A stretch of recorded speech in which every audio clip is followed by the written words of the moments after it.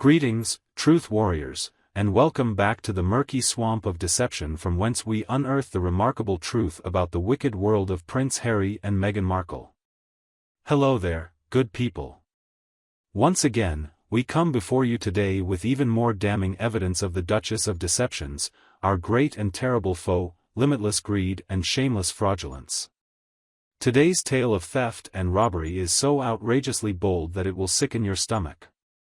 Once again, put on your shock belts, as this will leave even the most stalwart breathless, for if the impeccable Lady C is correct, the forums will be ablaze as our minions realize the vile truth we lovingly lay before them. But before we proceed, smash that like button, hit subscribe, and activate the bell. We have so much more to expose, and you don't want to miss any of it. Welcome to the vomiting chamber where we put on our cashier hats and unravel the sordid yarn, to put it simply. That claim, if I may be so bold, is that Meghan spent an absurd amount of money on shoes, clothing, jewelry, and a summer holiday, racking up a bill of about £120,000 in Nigerian taxpayers' money. Let's now dive deeper into the loose ends of this scandalous enterprise. While some news outlets argue that Meghan's journey was nothing more than a lavish vacation, the most recent pieces indicate that the Duchess and her team have accomplished far more treacherous goals. Indeed, the luxurious hotel rooms, high-end shops, and rented private jets embody the image of luxury that is genuinely unfathomable. However, it may get far worse. Some insiders have claimed that Meghan has played on her royal connections and utilized her status as a form of leverage for acquiring offers and access to events. This has gone too far in terms of pure luxury and crossed the line towards using systemic privileges for personal gains. And although Nigerians should presumably benefit from her visitation, they now begin doubting the authenticity of her genuine goodwill. It is equally scary that her team has yet to comment on the topic, while the local sources argue that none of the promised investments has arrived so far. Such discrepancies between a phenomenal PR campaign and the dehumanizing reality lie at the core of the global problem. I personally would like to make a few reflections on the moral issues related to the noble activities of celebrities. When the famous people begin doing good things, their motives are expected to be pure and genuine. However, when the canonic philanthropist efforts become vanity escapades, their results are opposite to the ones they promised to achieve. Such initiative will not deceive directly impacted natives but also let down the global reaction towards beneficial change. Under the already dubious guise of advancing her flimsy Invictus Games ambition and general mental health advocacy, increasingly exposed as trenchant cover for a Kardashian-style lifestyle, let's realize the terrifying extent after a mere 3 negligent days. Over 100 particular dresses and other extravagances demonstrated by this tireless wannabe in one of the globe's most destitute nations. Duchess the audacity, gleaming in her finery. A woman devoting the money she earns in labor in an average Nigerian position to only a dress. Every couple outfits swapped had no other end in view that at some point, she would stand out on another glossy cover.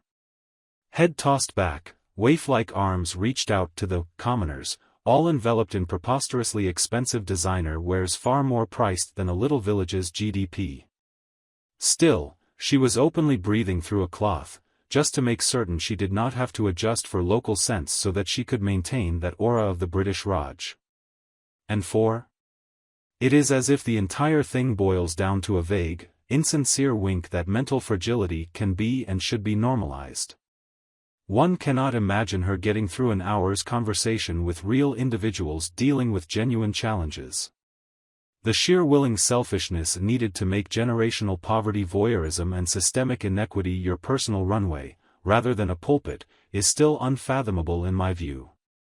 Posing for pictures with photographers and selfies, all in the spirit of ensuring she make it to the next bragging spread, it is all simply shamelessly grandiose. Here she struts over regions where fundamental necessities were unseen in clothing funds. What an uneven disparity between the pretending lady and the real people struggling to make ends meet. The hollow obligation to mental health is not even a shred of ample reason to satisfy the curiosity, excuse, and beyond questioning chutzpah.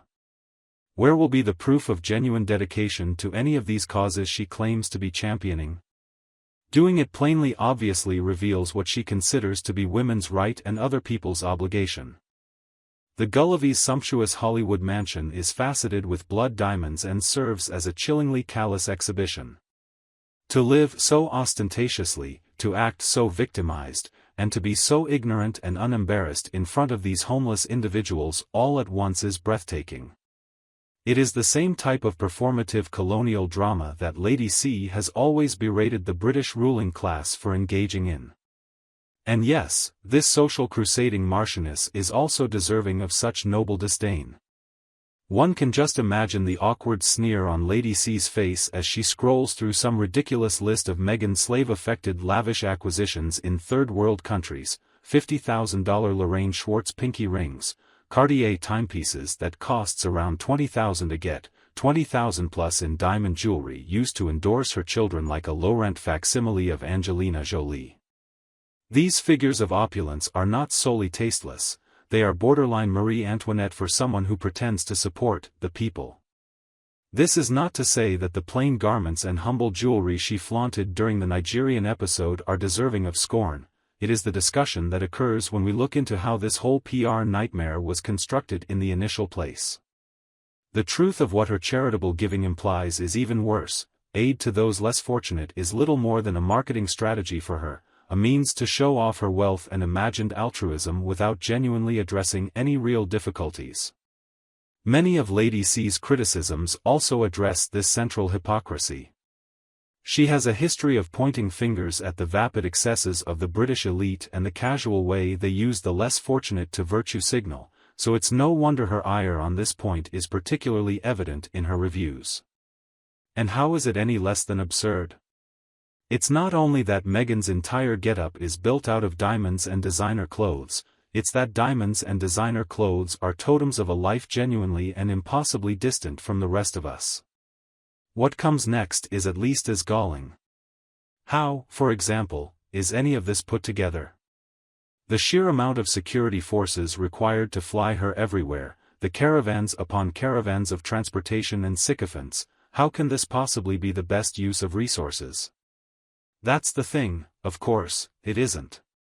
Every bit of this is a circus. It's meant for the cameras. Nobody involved has everybody's needs in mind.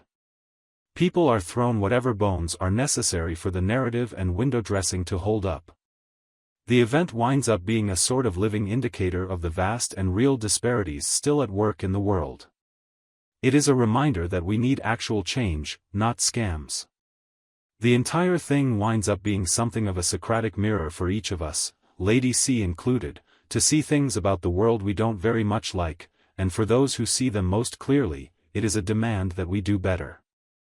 Because you just know a grimy little grifter urchin like Meghan didn't procure 5-star hotel accommodations, unlimited air travel, and virgin gemstone freebies out of the charity of some impoverished government's heart. There had to be some underhanded quiet quid pro quo in the works all along. And sure enough, once Lady C started airing the backstage laundry on this supposed working visit, the full sordid operation was blown wide open for all to gawk at. On the contrary, Prince Petulant, Meghan's freeloader husband, hypocritically went behind the British government's back and hectored Nigerian Defence Ministry for a formalised royal tour and fully accredited royal treatment. Although the UK monarchy has previously reiterated ad nauseam that these promiscuous exiles don't even remotely qualify for state-sanctioned engagements or security coverages, Prince Petulant pushed forward. Of course, the Duchess did not even care to play by the established rules and protocols. Klingon Harry leveraged his reclaimed residual birthright, and a military background, accompanied with some sobbing shubbery anecdotes about empowering wounded veterans, to bop developing world patsies of endless empowerment fantasies into granting the couple full head of state treatment. This meant all the pomp and glamour, the unlimited budget Nigeria could provide.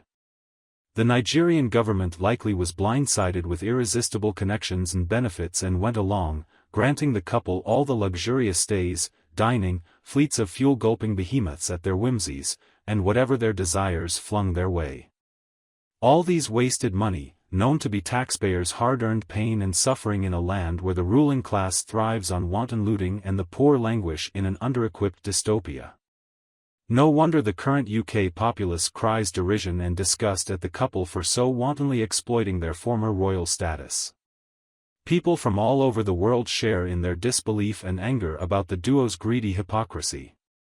Most importantly, it poses a new question about the ethical implications of the royal connections one formed and is entitled to employment to benefit him or herself.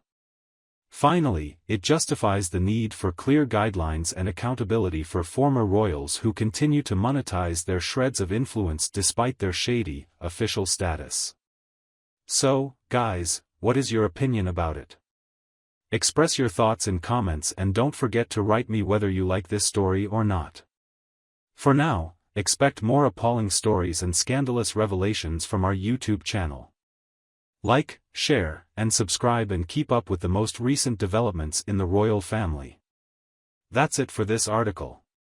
We will be back with some more exciting royal family news. Adios.